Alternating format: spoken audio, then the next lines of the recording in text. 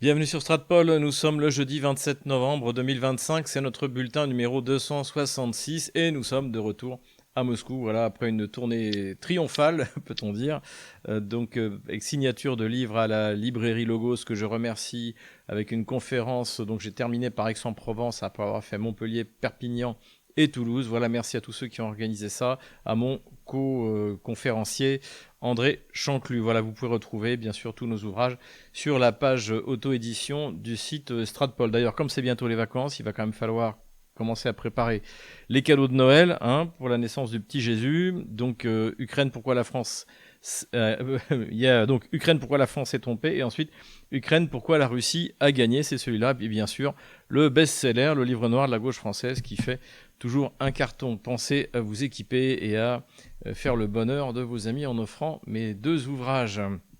N'hésitez pas également à vous abonner à notre partenaire, la revue de notre partenaire Géopolitique Profonde, le numéro du mois de novembre 2025 avec Sylvain Ferreira, l'excellent Sylvain Ferreira, Claude Janvier, que nous connaissons bien, Alain Soral, qu'on ne présente plus, Marie-Gabrielle Draghi également, Jean-Michel Vernochet, Laurent Ozon, qu'on aime également beaucoup, et puis bien sûr Franck Pengam. Voilà, n'hésitez pas à vous abonner.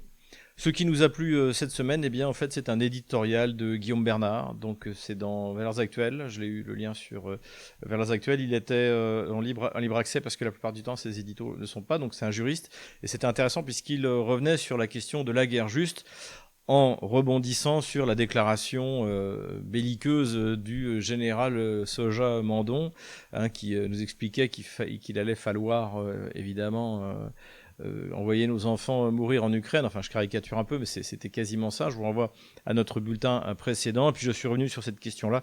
D'ailleurs, sur TV Liberté, donc émission qui a été tournée lundi et qui a été publiée mardi. Voilà pour ce qui est de ce qui nous a plu. J'oubliais également, bonne nouvelle, la page Facebook de Stratpol est de nouveau sous notre contrôle. Alors nous n'avions pas été censurés simplement pour des raisons techniques, dirons-nous. Eh bien, on avait perdu le contrôle et on a pu la récupérer. Donc désormais, ceux qui préfèrent être sur Facebook, eh bien, pourront retrouver tous nos contenus. Voilà. En attendant, pour nous aider à travailler, pour qu'on puisse agrandir notre équipe, encore une fois, le but c'est évidemment de proposer de plus en plus de contenu, des choses de plus en plus qualitatives.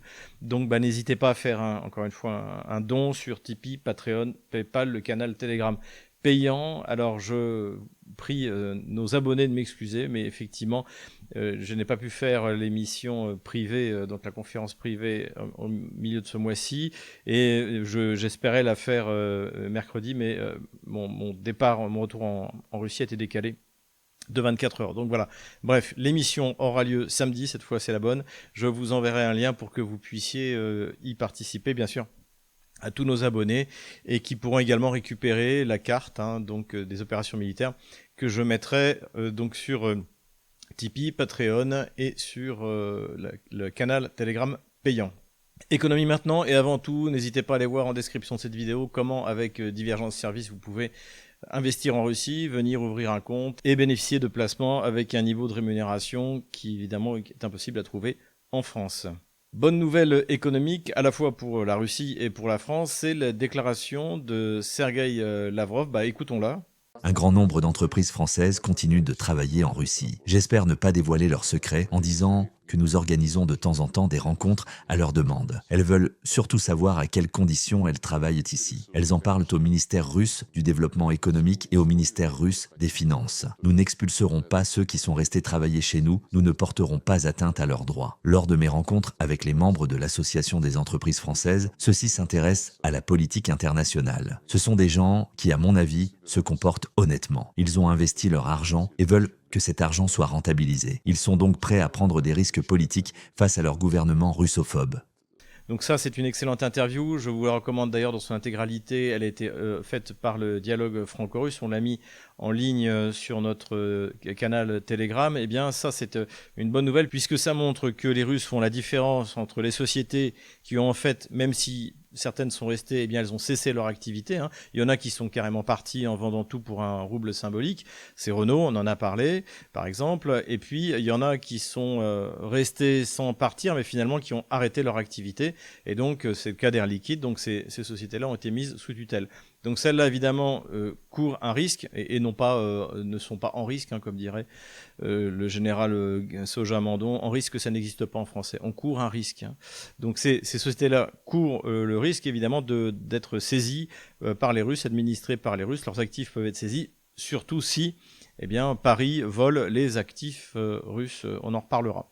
Donc ça veut dire qu'en revanche, il y a une troisième catégorie de sociétés, c'est celles qui sont restées, ont continué leur activité, certaines ont même continué à se développer, donc celles-là ne risquent rien, et ça c'est vraiment une excellente nouvelle pour toutes ces sociétés. Je sais que d'ailleurs, chez les Français qui travaillent en Russie, il y en a qui essayent d'exercer une influence vis-à-vis des décisionnaires russes en leur disant ne faites pas cette erreur, ne faites pas ce que les Français, les Allemands ou les Anglais vont faire de leur côté parce que finalement, une fois que la guerre sera terminée, rapidement, les investisseurs reviendront dans le pays le plus riche d'Europe avec l'énergie la plus compétitive d'Europe. Donc il ne faut pas tout gâcher, il y en a eu qui ont le courage de rester. Il y en a qui sont partis sans doute par manque de courage, souvent les sociétés par actionnaires, hein, vous avez actionnaires qui vous mettent la pression, mais il y en a qui sont restés courageusement. Voilà, en tout cas, tout ça est une très bonne nouvelle, donc venez investir en Russie. Au contraire, vous serez particulièrement bien accueillis. Pour petite histoire, quand je suis arrivé en Russie, moi c'était donc en mars 2000, et j'ai travaillé pour Renault à l'époque, et en fait, les Russes avaient beaucoup apprécié que malgré la crise de 1998, eh bien Renault soit resté. Les Russes ne sont pas ingrats. Toutes les sociétés qui sont restées, qui ont continué à investir, tous les investisseurs ne le regretteront pas. Ça, j'en suis persuadé. Encore une fois, je l'ai vécu au début des années 2000. Stratpol a presque toujours raison. Vous vous souvenez, il y a plusieurs mois, il y a même quelques années, je vous avais parlé de la catastrophe pour les États baltes, pour les pays de la Baltique en général, de se couper du partenariat économique avec la Russie. Par exemple, quand les pays baltes ont mis des sanctions contre la Biélorussie, eh bien, tout le transit de fret venant de Biélorussie ou même venant de Russie, eh bien, a été détourné vers ces ports gigantesques que les Russes ont construits sur leur zone d'accès à la Baltique, notamment le fameux port d'Ouga, mais on a également à Vyborg, on a également Saint-Pétersbourg. Donc ça, évidemment, c'est un manque à gagner catastrophique.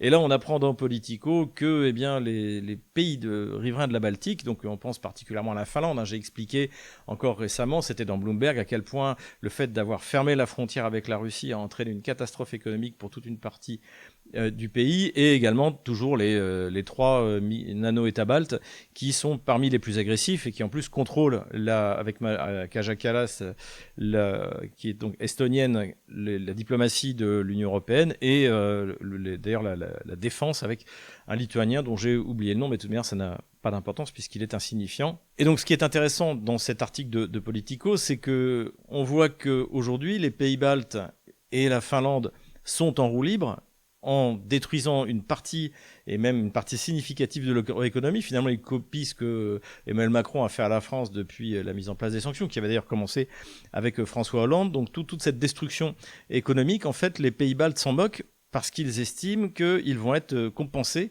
par l'argent de l'Union européenne, c'est-à-dire Nicolas, Helmut et Giuseppe. Donc c'est en fait dans ce mécanisme qui fait que toute cette classe dirigeante qui vient de la Pologne, qui vient des pays baltes, imagine qu'elle va pouvoir compenser ses pertes. Alors, il faut quand même relativiser, c'est que l'article de Politico dit bien que malgré tout, ce sera surtout symbolique, puisqu'en fait, il n'y a plus d'argent. Effectivement, les sanctions ont ruiné les économies européennes qui finançaient l'Union européenne. Donc c'est pour ça qu'on est finalement dans un cercle vertueux. On espère que ça va se continuer comme ça. Mais malheureusement, il n'y a aucun réalisme à attendre des populations baltes ou finlandaises.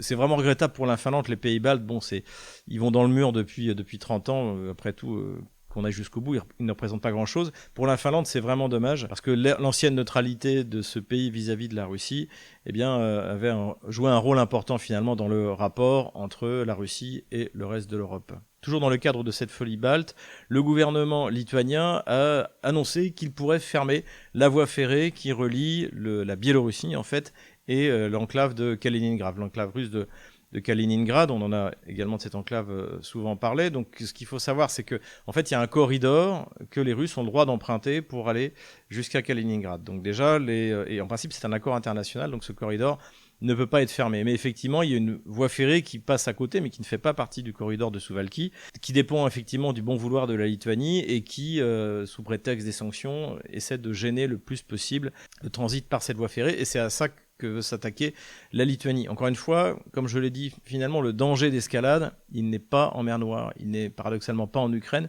puisque là, à peu près, tout est sous contrôle, notamment le contrôle de Washington. En revanche, dans les pays baltes, entre la Pologne, les pays baltes, donc Lituanie, Estonie et Lettonie, les choses pourraient tourner très mal. Et ici aussi, c'est un casus belli, hein, évidemment, le fait de faire un blocus autour de Kaliningrad, si les choses vont dans ce sens, pourrait amener à une escalade, puisque finalement, faire la guerre à la Russie, c'est la raison d'être de cette classe dirigeante donc qui domine au sein de la Commission européenne, qui vient des pays baltes, hein, et qui a été mise en place par les réseaux néoconservateurs américains, et qui, en plus, aujourd'hui, se sont réfugiés en Europe, c'est ce que décrit très bien Laurent Ozon, après avoir été éjectés par Trump des États-Unis. Donc, encore une fois, la zone de la Baltique est une zone qu'il faut regarder avec attention parce que c'est là que ça peut dégénérer.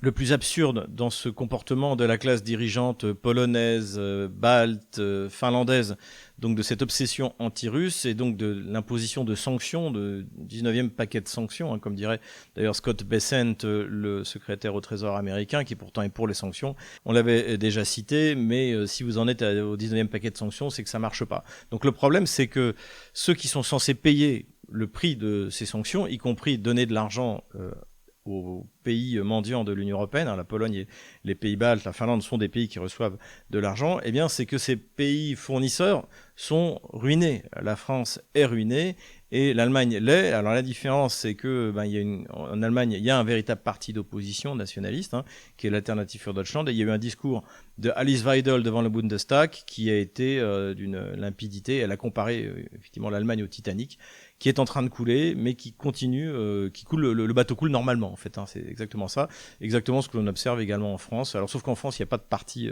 réel d'opposition, donc finalement c'est un concours d'amendements absurdes pour voter le budget. On a assisté à une comédie absolument ridicule, et ce serait drôle si c'était pas notre pays malheureusement. Tout cela durera jusqu'à ce que Nicolas, Helmut et Giuseppe manifestent pour expliquer qu'ils en ont assez de payer. Politico-diplomatique maintenant, et évidemment on reparle de la proposition de paix, du fameux plan de Trump, alors qui était censé avoir 28 propositions, qui avait été retoqué par 19 propositions, et puis peut-être que l'Union européenne avait proposé son propre plan de paix, donc il y a des discussions. Les Russes attendaient toujours qu'on leur envoie ce plan, et finalement on a le fin mot de l'histoire grâce à Vladimir Poutine qui, puisque en ce moment, on va en reparler, il est au Kyrgyzstan, eh bien, il a fait une déclaration en expliquant qu'il n'y a jamais eu de plan, ni de proposition de traité. Pour l'instant, ce sont des thèmes qui ont été abordés, notamment à Anchorage, et qui sont en train d'être discutés, que certains thèmes, d'ailleurs, doivent être reformulés, puisque, eh bien, ils ne correspondent pas à un langage diplomatique. La question également se pose, qui a l'autorité pour signer l'accord, s'il y en a un du côté ukrainien? Zelensky ne l'a pas, c'est la constitution ukrainienne. La Rada, finalement, pourrait prendre cette décision, et surtout, il faudrait refaire des élections, puisque, encore une fois, Zelensky, nous ne l'appelons plus président, mais chef du régime de Kiev. L'accord de paix final, quand il aura lieu, évidemment, passera par un référendum, ce qui le légitimera, et comme j'ai dit sur TV Liberté, aujourd'hui, vous faites voter n'importe quel référendum pour mettre fin à la guerre, toute l'Ukraine votera pour. Même à l'ouest de l'Ukraine, ils n'en peuvent plus. Le pays ne tient que parce que c'est une dictature, et une dictature avec une répression d'une violence, c'est pire que les gilets jaunes, largement. Voilà donc à peu près où on en est. Donc finalement, ce dont on s'aperçoit après 15 jours de discussion, hein, de spéculation dans les médias anglo-saxons d'abord, et ensuite par imitation dans les médias de grand chemin français, c'est qu'en fait, il n'a jamais vraiment été question d'un traité, mais plutôt d'un cessez-le-feu. Et là, on en revient à ce que Vladimir Poutine a dit au moment où Donald Trump a voulu commencer à négocier, c'est-à-dire que d'accord pour un cessez-le-feu, mais d'abord, l'armée otano-kievienne doit se retirer des territoires russes, des nouveaux territoires russes de 2022. C'est-à-dire partir de ce qui reste du Donbass, qui de toute manière va tomber, je pense, dans les mois qui viennent, partir de ce qui reste de Zaporozhye, et là aussi d'ailleurs ça pourra aller très vite, mais surtout évidemment ce sera le plus dur, partir de la rive droite du Dniepr et notamment de la ville de Kherson. Donc là évidemment ce sera plus compliqué. Évidemment que si Zelensky donne cet ordre, sa carrière est terminée. Je crois que de toute manière sa carrière est terminée. C'est d'ailleurs pour ça que l'administration américaine a lâché les chiens du Naboo sur les affaires de corruption monstrueuses dont on a déjà parlé du côté du régime de Zelensky. Donc voilà où on en est aujourd'hui. En fait, je pense que réellement c'est de ça dont il est question et c'est pas impossible que ça arrive. Encore une fois, parce que sur une bonne partie, le Donbass, Zaporozhye, les Russes peuvent très bien faire la différence eux-mêmes. En plus, pendant ce temps-là, ils prennent d'autres territoires dans la région de Kharkov, dans la région de Dnepropetrovsk. Donc ça aussi, ça pourrait en plus peser dans l'accord final. Et en revanche, voilà, pour moi, la grande question, c'est la rive droite du Dniepr et la ville de Kherson. Là-dessus, évidemment, si les Russes sont intransigeants sur cette question-là, il n'y aura pas de cessez-le-feu. Et les Russes vont commencer à avancer. Ce qui est, à mon avis, la volonté d'une bonne partie de l'élite russe, et même une large majorité de Russes, c'est de dire maintenant qu'on y est, maintenant que le front est en train de craqueler de toutes parts, on y va, on avance. Voilà un peu les constatations qu'on peut faire après 15 jours d'agitation autour des propositions de Donald Trump qui sont, encore une fois, c'est une chance à saisir pour les Européens.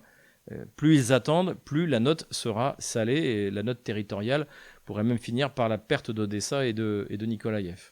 Quelques mots sur le sommet du G20 qui s'est tenu en Afrique du Sud, donc qui était boycotté par Donald Trump, par l'administration américaine. Aucun représentant n'a été envoyé puisque Donald Trump critique la politique intérieure, notamment contre les fermiers blancs menée par le gouvernement sud-africain. Mais au-delà de ça, donc, il y a eu une déclaration d'Emmanuel Macron qui, lui, évidemment, étant donné les succès qu'il rencontre à l'intérieur du pays français, eh bien, préfère faire des voyages à l'étranger. Et il a mis en doute la validité de ce format. Mais en fait, le G20 est un format comme un autre, dont l'objet n'est pas de prendre des décisions, même si à la fin il y a des communiqués, mais plutôt de discuter pour essayer d'organiser en fait le monde multipolaire. Et je pense que d'ailleurs c'est surtout ça qui ne plaît pas à Donald Trump, au-delà du prétexte des fermiers blancs, c'est que finalement il y a un aspect égalitaire au sein des acteurs qui ne lui plaît pas. Et bon, donc, quand on remarque d'Emmanuel Macron sur le fait que ce format ne fonctionne pas, il a fait pareil avec l'OTAN au moment de la Syrie, et donc c'est toujours la même chose. Il essaie d'exister en faisant des déclarations péremptoires, mais en fait la réalité c'est qu'Emmanuel Macron est un objet de moquerie de toutes les chancelleries internationales. Voilà, la France en est réduit à ça, et cette présence à l'international d'ailleurs n'a pas plus d'effet à l'intérieur du pays où tout le monde en a qu'une seule envie en France, c'est qu'ils partent. Donc échec relatif du G20 en Afrique du Sud. En revanche, belle réussite de la réunion de l'Organisation de sécurité collective. Je rappelle ce que c'est, ce qu'on appelle l'ODKB en russe. C'est une organisation qui regroupe certaines des républiques du RSS, essentiellement les républiques d'Asie centrale. Donc c'est pour ça que la réunion avait lieu d'ailleurs à Bishkek, donc en Kyrgyzstan, et où Vladimir Poutine d'ailleurs a été reçu avec tous les honneurs. Et ça c'est intéressant puisqu'on remet ça dans le contexte, on en avait déjà parlé, où Donald Trump avait invité les chefs d'État d'Asie centrale à se rendre aux États-Unis, et les avait reçus d'ailleurs avec beaucoup de courtoisie, bien plus courtoisement qu'il reçoit Macron, Merz ou Starmer. Et juste après, j'avais analysé ça comme un échec de Donald Trump, c'est que juste après, il y avait eu cette rencontre entre le président Tokayev et Vladimir Poutine avec la signature d'un partenariat stratégique entre les deux pays. Et on s'aperçoit que ce succès avec le Kazakhstan se reproduit en Ouzbékistan, en Kyrgyzstan, au Tadjikistan, au Turkménistan, où la Russie a réellement retrouvé sa place.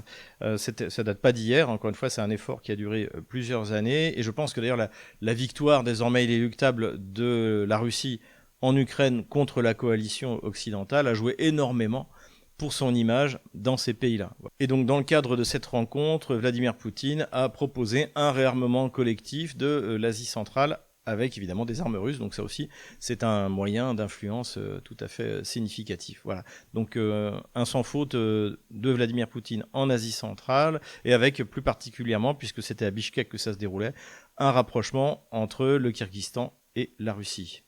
Terrorisme maintenant, et c'est en France que ça se passe, puisqu'on a assisté à l'arrestation des fondateurs de SOS Donbass. Donc il s'agit de Anna Novikova et de Vincent Perfetti. Vincent Perfetti, je l'avais rencontré une fois, quelqu'un de très sympathique, très engagé, très sincère, très concerné par ce qui se passe dans le Donbass. Alors il faut bien préciser, c'est pas eux les terroristes. Les terroristes, c'est l'État français, hein, comme au moment de la terreur révolutionnaire, c'est-à-dire qu'en fait la France n'est plus un État de droit, ça on le sait, on a en plus un État qui sous-traite maintenant la répression aux plateformes, hein, comme YouTube, c'est ce que nous subissons, aux banques qui ferment vos comptes, aux serveurs qui contrôlent votre QR code, aux patrons de resto. Donc jusque-là, ils essayaient de faire ça assez subtilement, encore une fois en sous-traitant. Mais là, vraisemblablement, comme je l'avais d'ailleurs annoncé, étant donné le tour que prennent les événements en Ukraine, là, la répression va devenir beaucoup plus sauvage, y compris avec des fausses accusations, comme si les services secrets russes allaient organiser un réseau d'espionnage avec des gens qui sont ouvertement pro-russes et qui ont une organisation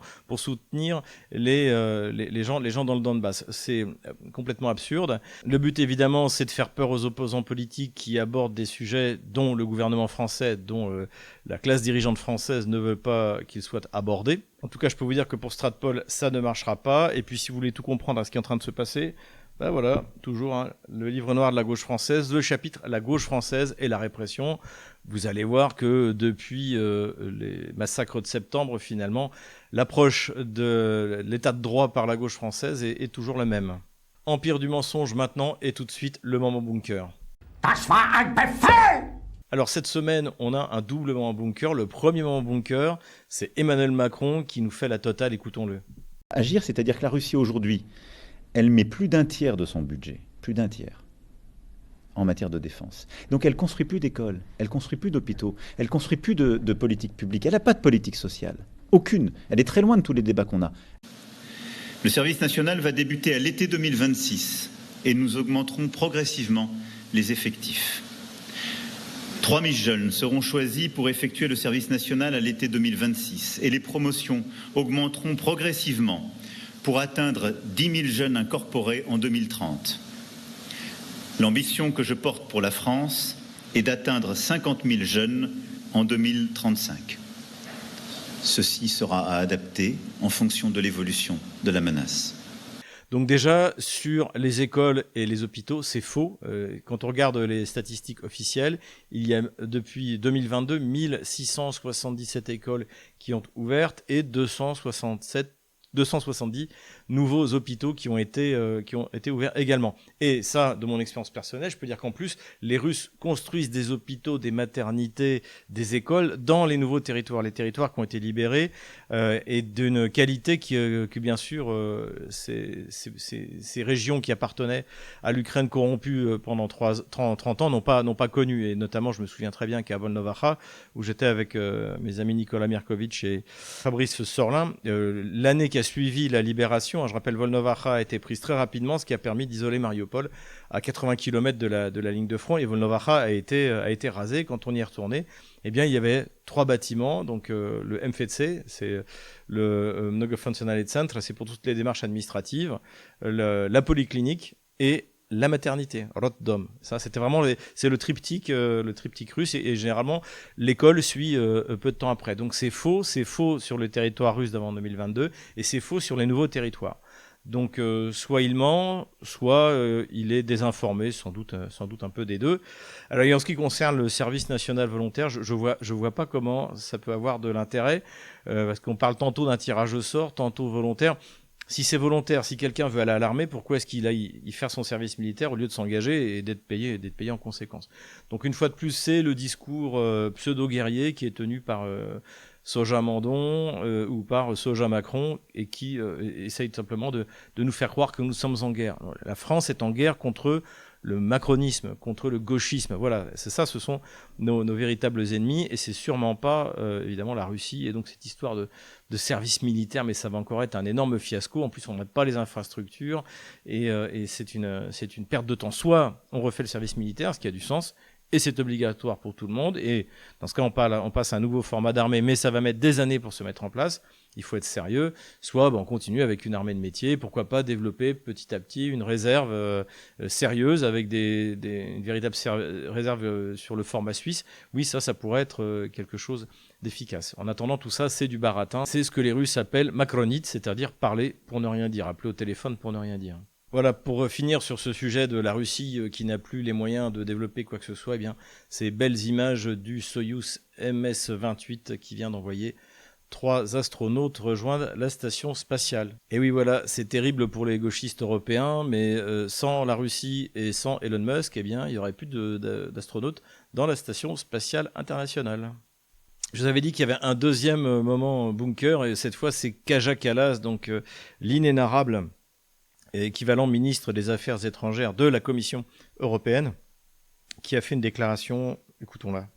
Exactly that in order, if we want to prevent this war to continue, then actually we should curb the army of Russia and also their military budget. Donc là aussi on se pose la question, quelle est la part du mensonge, de la désinformation et de la bêtise sur Kaja Kallas? Je crois qu'on peut quand même largement miser sur la bêtise. Comment une coalition qui a perdu la guerre peut imposer des réparations à un pays qui l'a gagné, c'est-à-dire la Russie, et exiger de lui qu'il baisse son budget militaire et son armée. Et donc tout cela, d'ailleurs, nuit à la diplomatie européenne. Alors, c'était intéressant, c'est que j'ai vu que l'ancien ambassadeur de France aux États-Unis, Haro, là, sur LCI, disait quand même que là, il fallait arrêter de raconter n'importe quoi, que c'était pas sérieux. Et tout le monde est de plus en plus fatigué par cette classe dirigeante issue des pays baltes au sein de l'Union européenne dont je parlais au début de ce bulletin. Et on va arriver à un moment où si Berlin, Paris et Rome veulent que la diplomatie de l'Union européenne soit prise au sérieux, il va falloir qu'ils virent tous ces Baltes. C'est pas possible. Et les Polonais aussi, tant qu'à faire, parce que voilà le genre de déclaration auquel on peut assister. Et nous revoilà sur la carte des opérations militaires. On a eu des frappes dans la profondeur de l'OTAN vers le territoire russe, mais rien de vraiment significatif. Et puis, bien, des frappes russes sur la profondeur du territoire ukrainien qui continuent à provoquer la destruction, en fait, du système énergétique ukrainien. Mais le plus intéressant, évidemment, c'est ce qui se passe sur la ligne de front. Et on va commencer cette fois par le sud. Donc, les Russes avancent sur le front du côté de Zaporozhye. Ici, l'encerclement et la prise de Stepnogorsk est quasiment achevé. Les derniers défenseurs otano-kieviens se trouvent encerclés. Les Russes avancent également du côté de Orehovo, d'où est partie la contre-offensive ratée de l'été 2023, souvenez-vous. Donc après la prise complète de Mala-Tokmachka, à cet endroit-là, eh bien, les Russes ont quasiment terminé la libération de Novodanilovka à cet endroit-là. Et donc les combats à l'intérieur de Orehovo devraient commencer prochainement. Du côté de front est vers la région de Zaporozhye, donc les Russes avancent direction sud-nord, mais également est-ouest. Donc comme on le voit, la progression est significative encore cette semaine, puisque les Russes ont continué à libérer les localités Vysoko ici, Zelenegai à cet endroit-là, Vesele ici, Zatychea ici, et ça leur a permis de commencer les assauts sur Gouliapol, donc dans différentes directions. Je rappelle dans ma carte, quand je mets comme ça des cônes assez aigus, ça veut dire qu'en fait ce sont des attaques ou des infiltrations. Ça ne veut pas dire forcément que ces zones-là sont contrôlées. Plus au sud de cette ligne de front qui fait à peu près 25 km, eh bien les Russes aussi ont avancé, puisqu'ils ont libéré les localités de Novo-Zaporozhye ici, Radosny ici. Le but, évidemment, c'est de franchir ce cours d'eau ici, qui est l'ultime ligne de défense des troupes otano-kieviennes. Donc là, ça avance bien. Plus au nord aussi, également, ça avance bien. Les Russes se sont emparés de la localité de Vidradno. La localité de Tikhoe, ici, est également tombée entre les mains des Russes. Les Russes continuent leur pression également du côté de Novopavlovka, mais la ville n'est pas encore complètement libérée. Les Russes finissent le nettoyage de Pakrovsk et également de Mirnograd. Donc là, je ne vais pas faire après quartier par quartier, puisqu'on a affaire à un chaudron fermé et ça marmite.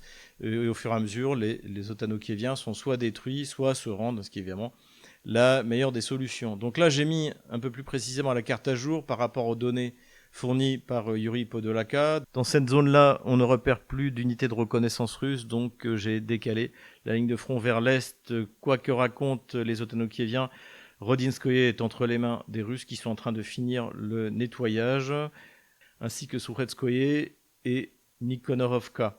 À cet endroit-là, les Russes se préparaient à lancer une offensive plus à l'ouest avec l'intention de s'emparer de Dobropila. Ce qu'on peut dire, c'est que la contre-offensive otano-kievienne a complètement échoué dans la zone, avec cependant une nuance, c'est-à-dire que même si les Russes qui s'étaient avancés très au nord jusqu'à cet endroit-là, au mois d'août, sans doute surpris eux-mêmes par cette avancée, ont dû se replier vers le sud tout en continuant à avancer malgré tout.